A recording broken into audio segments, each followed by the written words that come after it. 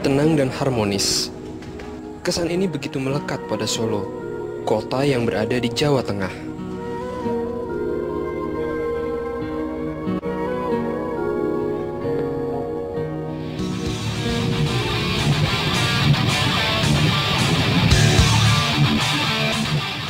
Namun kesan ini sejenak berhenti pada pertengahan September 2011 lalu. Surakarta, demikian nama resmi Solo, berubah menjadi hingar-bingar penuh kebisingan. Iya, perhelatan ajang musik internasional Rock in Solo tengah digelar.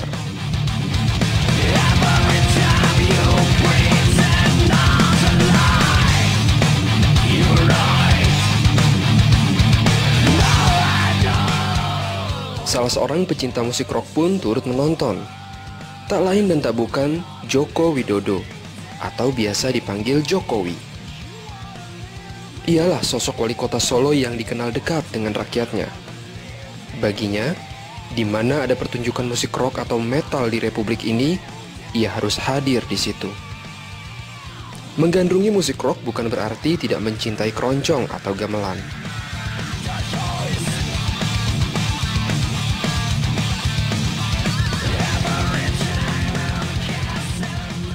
Festival musik rock dunia ini hanya bisa ditandingi di kota Rio de Janeiro, Brasil. Berkat peran Jokowi pula, festival rock dunia berpusat di Solo untuk Indonesia. Rock in Solo 2011 menggelar 4 panggung, menampilkan 40 band dunia. Sebut saja Down for Life, Burger Kill, serta Dead Angel. Nama-nama yang tidak asing bagi pecinta rock. Mereka datang bukan hanya dari Indonesia, namun juga penjuru dunia untuk bermain.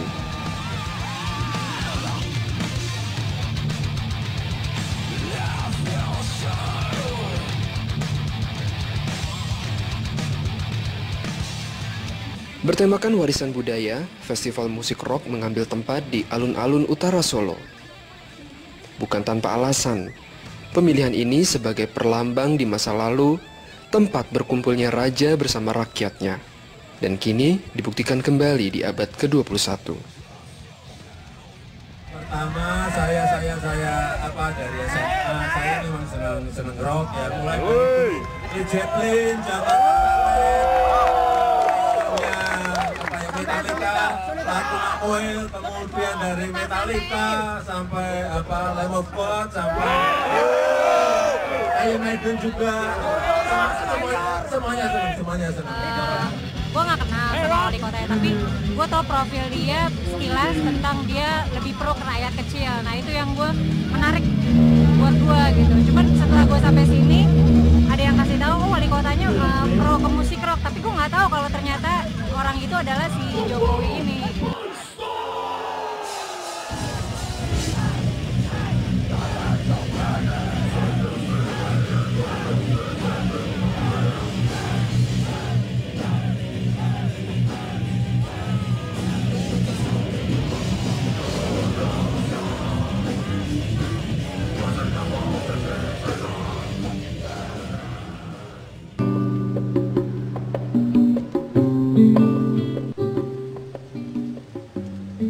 Umumnya setiap pejabat selalu dikawal selama dalam perjalanan. Namun hal ini tidak berlaku bagi Jokowi yang tidak pernah mendapat pengawalan selama 6 tahun menjadi wali kota.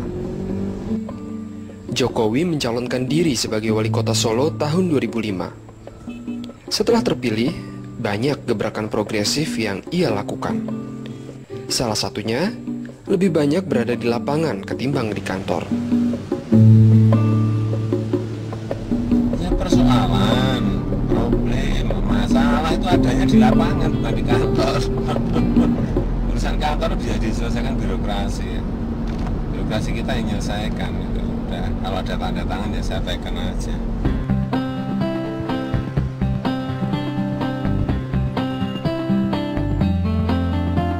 Di bawah kepemimpinannya, Joko membangun Solo dengan moto Solo the Spirit of Java.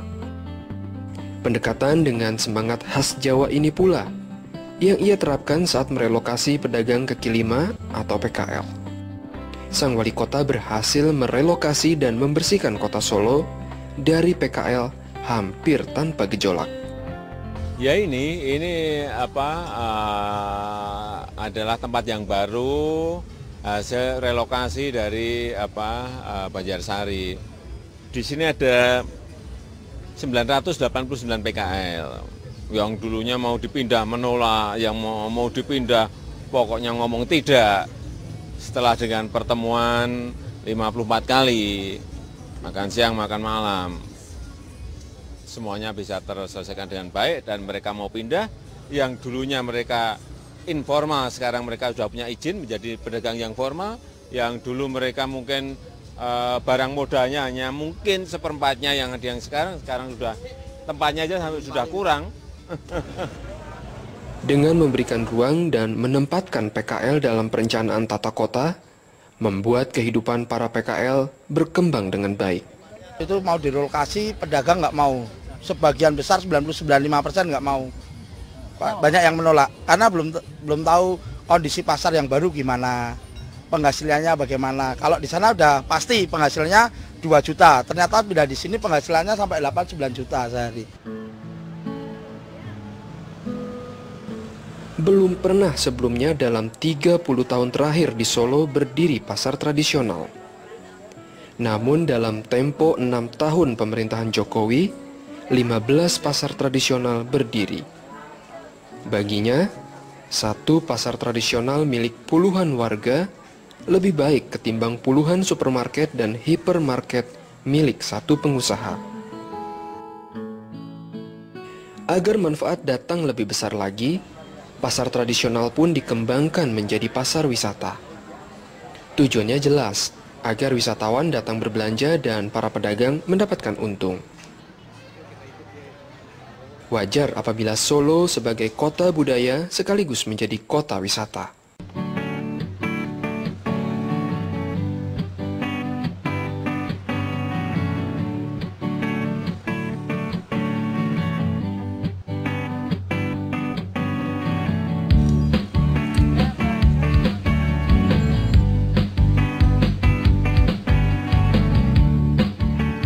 Jumat pagi di Solo menjadi hari yang selalu dinanti. Inilah waktunya sang wali kota bersama Kepala Dinas Kota Solo menggoes sepeda.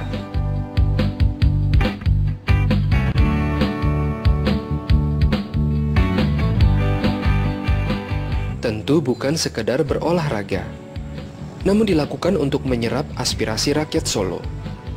Tradisi ini dinamakan Mider Projo dan telah berlangsung selama 6 tahun di era pemerintahan wali kota Jokowi.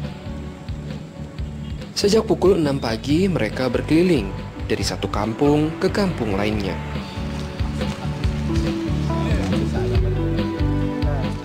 Macam-macam yang dilakukan Jokowi dan jajarannya selama keliling kota Solo.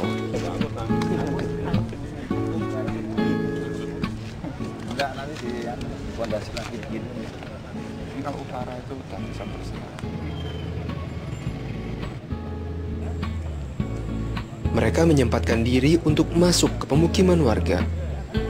Dengan beginilah, sang pemimpin daerah menyaksikan secara langsung dari dekat permasalahan apa saja yang terjadi di bawah.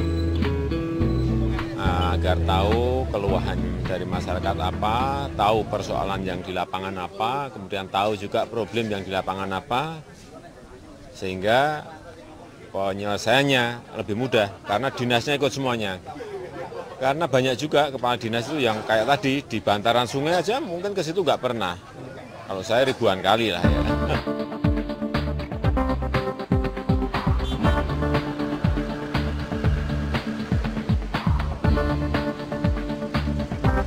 Penyerapan aspirasi langsung dari rakyat ternyata membawa berkah. Dari sinilah Jokowi membangun sistem yang terintegrasi dan cocok diterapkan di Solo. Salah satunya sistem transportasi. Bila Jakarta memiliki bus Transjakarta atau busway, maka di sini terdapat Batik Solo Trans atau BST. Pada pelaksanaan, bus BST hanya berhenti di halte yang telah ditentukan, hampir sama dengan bus Transjakarta. Perbedaan mendasar adalah penggunaan kartu pintar atau smart card untuk transaksi pembayaran.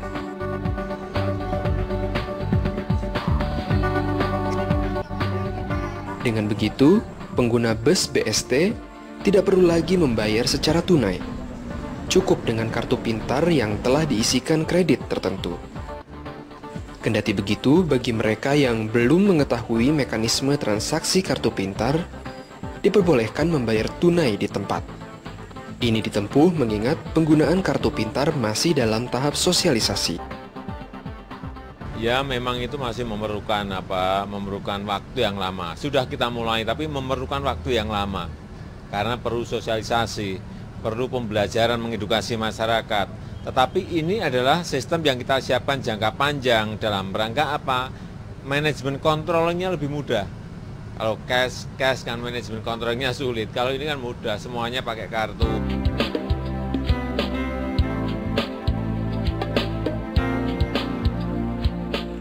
Solo pun memiliki Intelligent Transport System atau sistem transportasi terpadu yang hanya ada di Indonesia. Pertama kali dibangun tahun 2006. Dahulu masih bernama Area Traffic Control System. Sebelum akhirnya berubah pada tahun 2011 menjadi Intelligent Transport System atau ITS. Sesuai namanya, sistem ini bisa langsung mendeteksi tingkat kepadatan lalu lintas, terutama persimpangan yang ada di kota Solo. Dengan sistem ini, jalur bus Batik Solo Trans pun bisa dikendalikan dengan konsep prioritas, sehingga ketika di persimpangan tidak terkena lampu merah. Dan Batik Solo Trans juga ada GPS, sehingga bisa mengetahui sampai berapa menit datang di halte, sehingga masyarakat bisa lihat, karena di setiap halte kita sudah pasang, yaitu alat monitor untuk bisa melihat kapan Batik Solo Trans bisa datang, sehingga dia tidak tunggu lama.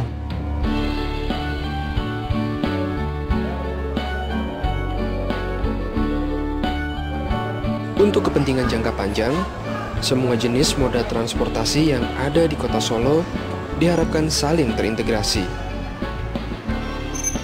Bahkan pemikiran masa depan transportasi Solo mendorong masyarakat meninggalkan kendaraan bermotor pribadi dan beralih ke moda transportasi massal. Inilah realisasi visi Solo masa depan adalah Solo masa lalu yang dimulai oleh Jokowi.